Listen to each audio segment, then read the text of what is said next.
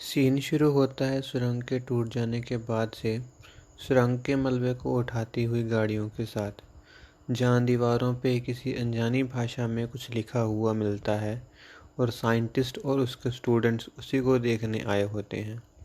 एक स्टूडेंट बोलता है कि शुक्र है हम सब सही सलामत हैं और बाहर निकल गए थे और ऐसी अद्भुत लिखावट को देखने का भाग्य पाया है हमने। और उधर साइंटिस्ट का मन टूटी सुरंग को देख के काफ़ी व्याकुल हुआ होता है, क्योंकि उसे लगता होता है कि वो उसके साथ ही दरिंदे के रहने की जगह थी और वो भी उससे मिलने कुछ समय से नहीं आया होता। तीनों लैब में आते हैं और एक स्टूडेंट सफाई करते हुए एसिड और दूसरे किए गए प्रोजेक्ट्स की रिपोर्ट्स को देख के पूछता है कि आप तो बाहर थे और उन्होंने भी किसी तरह की रिसर्च अभी हाल ही में शुरू नहीं की थी, तो ये रिज़ल्ट किस प्रयोग के हैं। साइंटिस्ट बात को कवर करते हुए बोलता है कि ये आज ही वो उसके दोस्त से स्टडी करने के लिए लाया है। सैंपल उसने दूसरी लैब में चेक करवाने के लिए भेजा हुआ है। उसका रिज़ल्ट आने के बाद वो उस सैंपल पे ही काम करना शुरू करेंगे। फिर दिखाया जाता है सीन अस्पताल का, जहाँ शक्तिमान लड़की को सादे कपड़ों में लेके जाता है और नातिन से एक स्पेशलिस्ट कह के मिलवाता है। लड़की उसे छू के उसके अंदर से एसिड को चेक करती है और उसके कुछ ही मिनटों के बाद नातिन को उल्टी हो जाती है, जिससे बाकी बचा हुआ एसिड भी बाहर बर्तन में गिर जाता है। वो बोलती है कि अब उसे उसका शरीर काफ़ी हल्का लग रहा है। साहिल वीडियो कॉल करता है नवोत्तम को, नातिन का हाल जानता है, तो वो बातों में नवोत्तम की स्पेशलिस्ट दोस्त का भी जिक्र कर देती है। नवोत्तम से साहिल थोड़ा नाराज सा होता है राज ना बताने के लिए, पर नवोत्तम बोलता है कि वो हाल ही में एक न्यूज़ कवर करते हुए उससे मिला है। साहिल उनसे वहाँ मिलने आने लगता है तो नवोत्तम बताता है कि देवी जी अभी ठीक हैं और हम दोपहर तक एक बार ऑफिस में आएंगे, क्योंकि देवी जी को सबको शुक्रिया कहना है। तुम भी ऑफिस पहुंच जाना मिलने के लिए। फिर कैमरा गुजरता है रोशनी से गहरे काले अंधेरे की तरफ और पहली बार किल्विश को उसके सिंहासन पर बैठा दिखाया जाता है। उसने अपने शंख की ताकत से एक छोटी सी शैतानी सेना बना ली होती है और वो उन्हें बताता है कि मेरा समय आ चुका है और मुझे रोकने वाला सिर्फ एक ही है और मैं उससे मिल भी चुका हूँ। वो मेरे ही लिए बना है, इसीलिए मुझे वो ज़िंदा चाहिए, क्योंकि उसकी ताकत से मैं पाप मणि का निर्माण करूँगा और पूरे ब्रह्मांड की काली शक्ति को उसमें भर के उसका मालिक बनूँगा, जिसके लिए वो मसीहा ज़िंदा चाहिए होगा। तभी होगा अंधेरा, अंधेरा, अंधेरा, अंधेरा। सभी बने शैतानी गुलाम उसके आगे सर झुकाते हैं और वह शंख को हल्का सा ज़मीन पे मारता है। वहाँ से एक गोला निकलता है और वो फिर बोलता है कि अभी तुम सब जाओ और अपने लिए गंदा खून ढूंढो, तब तक मैं समय की चाल को देखकर और आने वाले समय में उसकी किस्मत बनूंगा। हा हा हा हा हा। सब फिर गहरे अंधेरे से निकल शहर की दुनिया में आने लगते हैं और आम इंसानों के रूप में खुद को बदलकर अपने लिए गंदा खून ढूंढने लगते हैं। ऑफिस में देवी जी सबका धन्यवाद करती हैं और उसके स्वस्थ होने की खुशी में छोटी सी पार्टी होती है। उसके बाद उसके नाना उसकी सेहत के लिए मांगी मन्नत को पूरा करने के लिए कुछ दिनों यात्रा पे जाने की बात बताते हैं, जिसे उन्हें पूरा करना है। अब ऑफिस में सभी पार्टी का आनंद ले रहे होते हैं। तब साहिल नवोत्तम के पास जाता है और उससे लड़की के बारे में पूछता है। नवोत्तम समझता नहीं उसकी बात को, तो वह बताता है कि भाई वो ही लड़की जिसके हाथों में जादू और तुमसे कुछ ही दिन पहले मिली है। नवोत्तम बताता है कि उसे न्योता दिया तो था उसने, मगर वो आए न आए ये वो नहीं बता सकता। तभी म्यूजिक के कारण नवोत्तम आंखें बंद करता है और वो लड़की बोलती है कि तुम सब कर क्या रहे हो। नवोत्तम तेजी से आंखें खोलता है और अपने चारों ओर देख के आंखें बंद कर लेता है और बोलने लगता है कि इसे नाचना कहते हैं। हम सब संगीत में झूमते हुए देवी जी का दोबारा ऑफिस में स्वागत कर रहे हैं। तुम भी दोनों आकर शामिल हो सकते हो। तो आवाज़ आती है कि ठीक है, आकर खिड़की खोलो। नवोत्तम जल्दी से जवाब में नहीं नहीं नहीं बोलता है और साहिल के कैबिन की तरफ दौड़ता है। फिर वान दीवार की तरफ आंखें बंद करके बोलता है कि तुम कुछ देर के बाद सीढ़ियों के रास्ते से आओ और सिर्फ तुम ही आना। अस्पताल में एक सफाई कर्मचारी को एक बोतल मिलती है जिसमें पानी जैसा तरल पदार्थ बाहर निकलने के लिए उछलता होता है और फिर शांत हो जाता है। कर्मचारी को पानी का ये खेल देखने में अच्छा लगता है और वो उसे अपने लॉकर में जाके रख देता है। लैब में एक स्टूडेंट उन परिणामों को काफ़ी ध्यान से पढ़ रहा होता है जो एसिड से साइंटिस्ट ने बनाए होते हैं। उस स्टूडेंट को उस एसिड की एक ख़ास चेन क्रिएशन का पता चलता है और वो गुमसुम बैठे साइंटिस्ट से पूछता है कि सर, क्या आपके पास इसके बेस का कोई सैंपल है? साइंटिस्ट उसकी तरफ डांटने वाले मुंह के साथ देखता है, पर जब वो रिपोर्ट फाइल को देखता है तो बोलता है कि फ़िलहाल तो नहीं, मगर एक फैक्ट्री के पास इसके जैसा लिक्विड मिल ज़रूर सकता है। स्टूडेंट फैक्ट्री का पता लेकर लैब से निकल जाता है। केल्विश समय गोले में अपने पहले रूप में भेजे गुलाम और उस समय के मसीहा बने शक्तिमान की फाइट देख रहा होता है और उसे ये नहीं पता चल रहा होता कि उन दोनों में जीता कौन। केल्विश फिर उस गुलाम को बुलाता है पर वो सामने हाजिर नहीं होता। केल्विश फिर उसके चेहरे को गौर से देखने लगता है और अपने शंख की ताकत बढ़ाकर शंख को पानी से छुहाता है। पानी में अपने नाखून का एक छोटा सा टुकड़ा डालता है और पानी उछलने लगता है। उछलते उछलते एक छोटा सा दरवाज़ा बनता है जिसमें केल्विश अपना हाथ डालता है और एक अधमरे से कीटाणुमैन को बाहर खींचता है। कीटाणुमैन अपनी आंखें खोलता है और सामने केल्विश को देखकर डरने लगता है।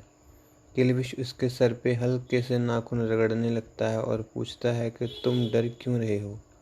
वो पहले तो चुप रहता है और फिर बोलता है कि आपने उससे उसकी ताकत छीन के उसे लाचार ही इतना कर दिया कि वो एक कैद से ही नहीं बाहर आ सका। तो वो डरेगा नहीं तो क्या करेगा? एक वो मसीहा था जिसने उसे मार मार के भागने पे मजबूर कर दिया था और एक आप थे कि जिसने कैद करके मेरी ताकत ही मुझसे छीन ली। केल्विश उसे बीते समय का वही दृश्य दिखाता है और पूछता है कि आगे क्या हुआ। कीटाणुमैन बताता है कि उस वार के बाद वो नए ही रूप में वापस आया था और नए ही यंत्रों के साथ उसने उसे मारा था और उसके पास दिव्य मणि भी थी। केल्विश दिव्य मणि सुनकर खुश होता है और कीटाणुमैन को बोलता है कि कीटाणुमैन, खुद को संभालो और तैयार हो जाओ। मैं तुम्हें तुम्हारी छीनी हुई ताकत वापस दे रहा हूँ। कीटाणुमैन डरते हुए केल्विश के सामने खड़ा हो जाता है और केल्विश शंख को ज़ोर से हवा में उछालते हुए उसके शरीर से खून निकाल देता है और फिर उसी खून वाली जगह पे शंख से शक्तिशाली वार करता है, जिसके कारण कीटाणुमैन दीवार से टकराता है और शंख से आ रही ऊर्जा के कारण धंसने लगता है।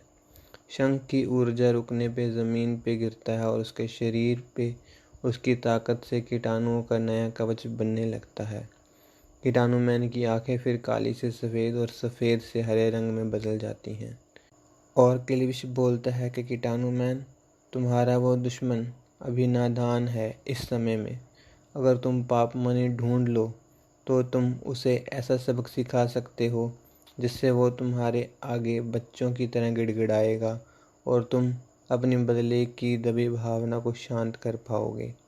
तुम जाओ बाहर की दुनिया में पाप मणि को ढूंढो और इसमें तुम्हारी मदद मेरा एक और शैतानी गुलाम करेगा। स्टूडेंट कोई सुराग फैक्ट्री के आसपास के एरिया से बड़ी उम्मीदों के साथ अपने एनर्जी मीटर की मदद से ढूंढने की कोशिश कर रहा होता है, मगर उसे कुछ भी हासिल नहीं हो रहा होता। फिर वो लोगों से बीती घटनाओं के बारे में पूछता है तो उसे भतीजे के इलाज का पता चलता है जो कि पास वाले क्लिनिक में हुआ था। वहाँ वो डॉक्टर से मिलता है और क्लिनिक का एक कर्मचारी उसे शहर में आई एक उसी मरीज जैसी महिला मरीज के बारे में बता देता है। वो शहर के उस अस्पताल की तरफ जाने लगता है। नवोत्तम लड़की के कदमों की आहट को सुनते हुए वॉशरूम की तरफ जाता है और पियून उनसे वापस जाने को बोलता है। उनकी गहमा-गहमी से साहिल का ध्यान उन दोनों पर जाता है और देवी जी अपने केबिन से निकल के उसे अंदर लेके आती हैं। वो सबसे उसे मिलवाती हैं कि ये एक स्पेशलिस्ट जो बॉडी में क्या गलत चल रहा है का पता सिर्फ छू कर लगा सकती है। और नवोत्तम जी की दोस्त। ओह! सभी बोलने लगते हैं। साहिल सबसे आखिर में अपना परिचय देता है और बोलता है कि वो नवोत्तम का फ्रेंड, पार्टनर, सीनियर सब कुछ है और उसका नाम साहिल बंधु है। लड़की थोड़ा बहुत शहर में घूम चुकी होती है तो उसे कुछ मंदिरों में आस्था लफ्ज़ को कई बार सुना होता है, तो वो वहाँ सबको अपना नाम आस्था बझन बताती है। नवोत्तम उसके नाम को चुनने की तारीफ़ करता है और आने की वजह पूछता है। आस्था से मिलने के बाद कुछ अपने कामों में लग जाते हैं तो कुछ अभी भी संगीत पे नाच रहे होते हैं। नवोत्तम उसकी इच्छा समझ जाता है और उसे नाचने की हल्की सी शिक्षा देने लगता है, जिस कारण सबका ध्यान ये खींच लेते हैं। नातिन इन्हें देख ऑफिस से बाहर की ओर जाने लगती है तो साहिल कैबिन से नवोत्तम के सिखाने पे नुक्ताचीनी कर रहा होता है। नवोत्तम और आस्था दोनों उसे सुन पा रहे होते हैं और नवोत्तम अपने फ़ोन की घंटी बजा देता है। फ़ोन साहिल के कैबिन में ही होता है तो वो फ़ोन को ऐसे ही कान पे लगा के बोलता है कि साहिल को के जाके वो सिखा देना उसे माइंड ब्लोइंग डांस। उसके लिए ही तो आस्था को उसने बुलाया है ऑफिस में। साहिल उसकी तरफ हैरानी से देखता है और नवोत्तम उसे ऑल द बेस्ट बोल के हंसते हुए उसकी कुर्सी पे बैठ जाता है, दीवार की तरफ चेहरा करके। साहिल फिर आस्था के पास आता है और नाच शुरू करने की इजाज़त मांगता है। आस्था नवोत्तम की तरफ देखती है पर साहिल पहले ही बोलता है कि नज़रें अपने साथी की नज़रों पे रखिए। दोनों अब अकेले ही संगीत पे नाच रहे होते हैं। ऑफिस के बाहर देवी जी अपनी गाड़ी के पास जाती हैं और वहाँ उसे एक लड़की हवा में जोश के साथ किक करती दिखाई देती है। देवी जी उसके पास जाती है और बोलती है कि दीवार को तोड़ना है क्या। वो लड़की बिना कुछ बोले एक किक और मारती है दीवार पे और दीवार में हल्की सी दरार दिखती है और बोलती है कि अगर तोड़नी होती तो अब तक दीवार को गिरा चुकी होती और वो ये हिफाजत के लिए कर रही है, क्योंकि दूसरी लड़कियों की तरह उसे बेबस बन के मदद के लिए हाथ ना जोड़ने पड़े। देवी जी पूछती हैं कि अगर हाथ जोड़ के मदद मांग भी लोगी तो तुम्हारा क्या कम हो जाएगा। तो वो लड़की जवाब देती है कि मेरा वही कम हो जाएगा जो आपका मदद मांग के अपना बचा लोगे। फिर देवी जी स्टेशन वाली घटना को सोचने लगती हैं और सोचती हैं कि हर जगह तो वो बचाने नहीं आ पाएगा और लड़की से बोलती है कि क्या वो उसके लिए उसके अंगरक्षक का काम करेगी। वो उसे उसके बदले में रहने की जगह, अच्छा खाना और पैसे भी देगी। लड़की हाँ बोलती है तो देवी जी उसे उसका नाम पूछती है। वो लड़की अपना नाम कल्पना वन्ना के बताती है तो देवी जी अपना नाम गीतू प्रभाकर बताती है। लैब में एक छोटे गोले में से एक परछाई निकलती है और काम कर रहे दूसरे स्टूडेंट के कान में घुस के उसे सुला देती है। साइंटिस्ट उसके सर टकराने की आवाज़ सुनकर उसकी ओर भागता है और उसके शरीर को हिलाने के बाद उस पर पानी डालता है। गोले में से किलविश बाहर आ चुका होता है और उस साइंटिस्ट को और पानी देने के लिए गिलास लेके खड़ा होता है। किलविश को देखकर साइंटिस्ट के हाथ पांव ठंडे पड़ने लगते हैं और वो फटी आंखों के साथ ज़मीन पे बिछता ही चला जाता है। किलविश बोलता है कि सिकंदर, देख कर डर क्यों रहे हो, ये तो मेरा आम रूप ही है। क्या मैं ऐसे तुम्हें कोई जानवर या शैतान लग रहा हूँ। किलविश की लाल लाल बड़ी आंखें साइंटिस्ट की आंखों में से उसकी जान को जैसे तड़फा रही हों। किलविश फिर उसके सामने से दूर हटता है और बोलता है कि उसका एक गुलाम उसने उसके सबसे बड़े काम को अंजाम देने के लिए दुनिया में भेजा है, जिसकी मदद सिकंदर तुम्हें करनी होगी और उसे नए मसीहा से बदला लेने के बाद अपने इशारों पे चलाना होगा। इसीलिए वो उसके अभी के सभी इंसान साथियों को उसका खाना बना के पेश करे उसको, या फिर वो खुद ही उन्हें खाना बना लेगा यहाँ आकर। साइंटिस्ट पूछता है कि उसका बड़ा काम है क्या। किल्विश बताता है कि पाप मनी को ढूंढना या उसका पुनर्निर्माण करना ही अभी उसका सबसे बड़ा काम है, क्योंकि वो सारी काली शक्ति को हमेशा के लिए एक ही शरीर में नहीं रख सकता और उसे पता चल चुका है कि इस समय में दिव्य मनी है जिससे उस मसीहा की ताकत जुड़ी हुई है, तो उसके विपरीत उसकी शक्तिशाली काली ताकत को रखने वाली पाप मनी भी इसी समय में होगी। तो उसे ढूंढो या फिर मसीहा को उसके कदमों में डालो ताकि पाप मनी का पुनर्निर्माण शुरू हो सके। साइंटिस्ट किल्विश को जल्द ढूंढने की जुबान देता है और उनसे कुछ दिनों की मोहलत मांगता है और किल्विश जाने से पहले वहाँ कीटाणुमैन को बुलाता है, जिसे देख साइंटिस्ट फिर डर के मारे बिछने लगता है और कीटाणुमैन उसे और डराने लगता है। पर किल्विश कीटाणुमैन को शंख दिखाता है और बोलता है कि सिकंदर, ये लो इसे काबू में रखने का यंत्र, और साइंटिस्ट को एक आवाज़ की तिरंगे निकालने वाली घड़ी देता है जिसका असर कीटाणुमैन पे होगा ही होगा, और दोनों को काम में लगने का बोल के लैब से चला जाता है। जैसे ही लैब से किल्विश जाता है, स्टूडेंट को होश आने लगता है, मगर उसके होश में आने से पहले ही कीटाणुमैन उसकी गर्दन को अपनी ज़ुबान से घेर चुका होता है, जिससे उसके कीटाणु उसके शरीर में घुस चुके होते हैं और वो डरावने कीटाणुमैन को देख अपनी आखिरी सांसें मुश्किल से लेता हुआ मर जाता है। ऑफिस में दिखाया जाता है कि सभी खाना खाने के लिए बैठ रहे होते हैं और नातिन अभी तक वहाँ वापस नहीं आई होती है। प्यून बताता है कि मैडम जी नीचे किसी लड़की से बात कर रही हैं। नवोत्तम पूछता है कि क्या वो खाना अपने साथ लाई है आज या नहीं। प्यून नाम में सर हिलाता है। नवोत्तम अपना खाना आधा करने ही लगता है कि साहिल बोलता है कि आज कूपन लगाने के चक्कर में उसने खाना ज़्यादा ऑर्डर कर दिया था। अच्छा ही हुआ, अब वो खाना देवी जी के काम आ जाएगा और कचरे में जाने से बच जाएगा, और एक बड़ा डिब्बा प्यून को वापस अलमारी में रखने के लिए दे देता है।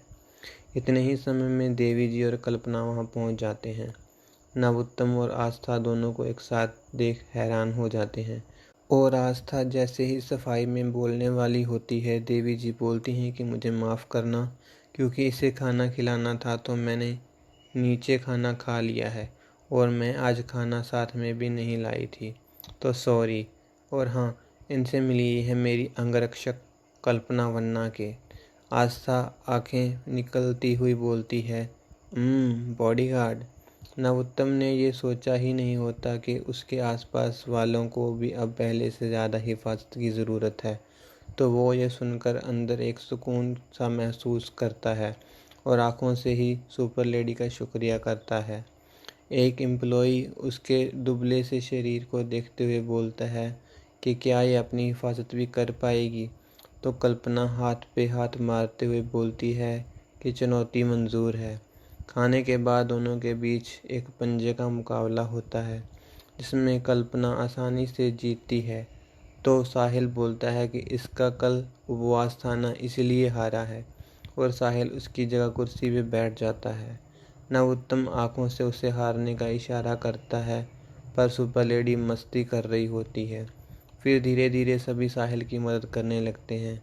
देवी जी भी साहिल का साथ देती हैं, पर सुपर लेडी अभी भी हार से दूर होती है। फिर आस्था उसे परेशान करने लगती है, मगर सुपर लेडी उसकी हरकतों को भी सह लेती है। अब ऑफिस में सिर्फ नवोत्तम बचा होता है, बाकी सब इस मुकाबले में कूद चुके होते हैं। साहिल बोलता है नवोत्तम से कि अब तुम भी आकर हाथ लगा दो, दे दूंगा तुम्हें भी श्रेय मैं जीत का। क्यों पूरे ऑफिस की बेइज्जती करवा रहे हो यार। नवोत्तम ये बात सुनते हुए आगे बढ़ता है, पर कल्पना वाली कुर्सी की सभी टांगें टूट जाती हैं और वो नीचे गिरती है। सबके चेहरे हंसी और ताकत के पागलपन के कारण एक जैसे ही दिखाई दे रहे होते हैं। साहिल पास पड़े एक कागज़ पे कुछ लिखता है और कल्पना को देते हुए बोलता है कि she is now the official bodyguard of Geetu Prabhakar and her company. सभी तालियां बजाते हैं और साहिल उसका हाथ अपने हाथ में लेके बोलता है, इन कोमल हाथों में जान है देवी जी। कल्पना अब उसका शुक्रिया करती है और नवोत्तम से नज़रें मिला के उसका भी खुशी से शुक्रिया करती है। शहर में कई जगह पे लोगों की लाशें मिल रही होती हैं जिन पे इंसानी दांतों के निशान बने होते हैं। पुलिस मामले की छानबीन में भागा दौड़ी कर रही होती है तो सीनियर्स इन सब के पीछे किसी तरीके से एलियन या दरिंदे को फिट करके पीछा छुड़ाने की योजना पे काम कर रहे होते हैं। ऑफिस में ये खबर पहुंच चुकी होती है और सभी जगहों को कवर करने के लिए ऑफिस से टीम्स भी निकल चुकी होती हैं। साहिल और नवोत्तम एक जगह पे पहुंचकर डेड बॉडी को चेक कर रहे होते हैं और उस पर बने निशान देख के साहिल गुस्से से भरने लगता है। साथ में आई आस्था बोलती है कि शांत हो जाओ और डेड बॉडी को हाथ से छूती है और झट से अपना हाथ पीछे की तरफ खींचती है। साहिल बोलता है कि अगर इतना ही डेड बॉडी से डर लगता है तो हिम्मत कर ही क्यों रही हो। आस्था उसकी बात का बुरा नहीं मानती और नवोत्तम को बताने लगती है कि ये आम इंसान का काटा हुआ नहीं है बल्कि इसे किसी शैतान ने काटा है। इसके अंदर कई तरह के कीटाणु हैं जिनकी गिनती तेजी से बढ़ रही है बॉडी के अंदर। साहिल फिर बोलता है कि तुम्हारे मुताबिक तो फिर ये डेड बॉडी अभी गायब हो जाएगी, देखो तो कहीं गायब तो नहीं हो गई। और साहिल जैसे ही डेड बॉडी के ऊपर से डाले कपड़े को हटाता है उसके होश उड़ जाते हैं क्योंकि कीटाणु उसकी एक पूरी टांग को खा चुके होते हैं और उसकी दूसरी टांग को लगभग अलग कर ही चुके होते हैं। कीटाणुओं की गिनती भी तेजी से बढ़ती जा रही होती है। ये सब देखकर साहिल वहां से कचरे की तरफ भागता है और उल्टी करने लगता है। नवोत्तम डेड बॉडी को छूता है तो उसे उसमें से ज़्यादा बढ़ी हुई बुराई महसूस होती है। कुछ वैन्स जो डेड बॉडी को लेके अस्पताल पहुंची थी बॉडी का पोस्टमार्टम करने के लिए, उन्हें स्ट्रेचर पे कोई बॉडी मिलती ही नहीं। अस्पताल में लगे टीवी में पुलिस बता रही होती है कि पिछले दिनों शहर में दिखने वाले रुमाल वाले एलियन और दरिंदे की टीम इस सब रहस्यमयी मौतों के पीछे जिम्मेदार है और अगर किसी को उनमें से कोई भी दिखे तो तुरंत पुलिस को खबर दीजिए। साहिल बोलता है नवोत्तम को कि तुम ठीक हो ना। नवोत्तम ठीक नहीं होता क्योंकि दोबारा एलियन का नाम न्यूज़ में सुन के वो शर्मिंदगी से भरा पड़ा होता है। उसे उसकी हर वो की गई गलती याद आने लगती है। उस पर किसी तरह का दबाव बढ़ रहा होता है। साहिल उसे संभालने लगता है और बोलता है कि तुम चिंता मत करो क्योंकि अभी भी आम लोगों में शक्तिमान की उम्मीद जिंदा है। मैं जानता हूँ कि तुम उस अतीत को मिटाना चाहते होगे जो तुम नहीं कर सकते, पर तुम उम्मीद हो और तुम अपनी उम्मीद को किसी भी तरह के दबाव में खो के मरने मत दो। फिर आस्था बोलती है कि वो तुम थे ही नहीं और तुमने अपने होश में नहीं बल्कि सिर्फ शरीर को किसी के हाथ का खिलौना होने पे होने दिया। उसमें तुम्हारा कोई दोष मैं नहीं मानती। नवोत्तम अपने भरे हुए गले से बोलता है कि तुम लोग नहीं समझ सकते, मैं अब इस ज़िंदगी के काबिल भी नहीं हूँ, तो उम्मीद बनना तो मेरे लिए बेहद मुश्किल है क्योंकि इस सब की शुरुआत का जिम्मेदार मैं ही तो हूँ। ये सुनकर आस्था नीचे की तरफ बैठती है और उसके हाथ को अपने हाथ में लेती है और बताती है कि अभी तुम हर बुरी ताकत के वश से बाहर हो रखवाले। बस खुद पे भरोसा रखो, नहीं तो उस पे भरोसा रखो जिसने तुम्हें इन शक्तियों का मालिक बनाया था, क्योंकि तुम इन परिस्थितियों में खुद पे शक कर सकते हो पर वो तो बहुत विश्वास के साथ तुम्हें ये सब शक्तियाँ सौंप के गया होगा। उसने तो ना जाने कितनी दफ़ा और कितने लोगों के बाद तुम्हें चुना होगा, वो गलत नहीं हो सकता। ये सब सुन के साहिल हैरानियों के बवंडरों में गोते खा रहा होता है और नवोत्तम बिना कुछ और बोले वहाँ से जाने लगता है। टीवी पे एक हरे रंग का दरिंदा दिखाया जाता है सड़क के ऊपर, जिसमें से कीटाणु एक तरफ से निकल रहे होते हैं तो दूसरी तरफ से आ रहे होते हैं। वो गरजता है बीच सड़क के, सुकून के साथ और देख रहे लोगों पे अपने कीटाणु फेंकने लगता है। आस्था और साहिल ये सब देख रहे होते हैं तो दूसरी तरफ देवी जी और कल्पना भी। इस दरिंदे को देख के हर कोई घर में बैठा हुआ भी डर के मारे सिमटने लगता है। आस्था आंखें बंद करती है और मंगला मंगला मंगला बोलने के बाद बोलती है कि फिलहाल तुम सबके सामने आओ और बचाओ आम लोगों को। लोगों के बीच में से ये दरिंदा दूर होना चाहिए। साहिल बोलता है कि नहीं, वो अभी नहीं आएगा। आस्था बोलती है कि पर वो अब सामने ज़रूर आएगी। इंटरवल।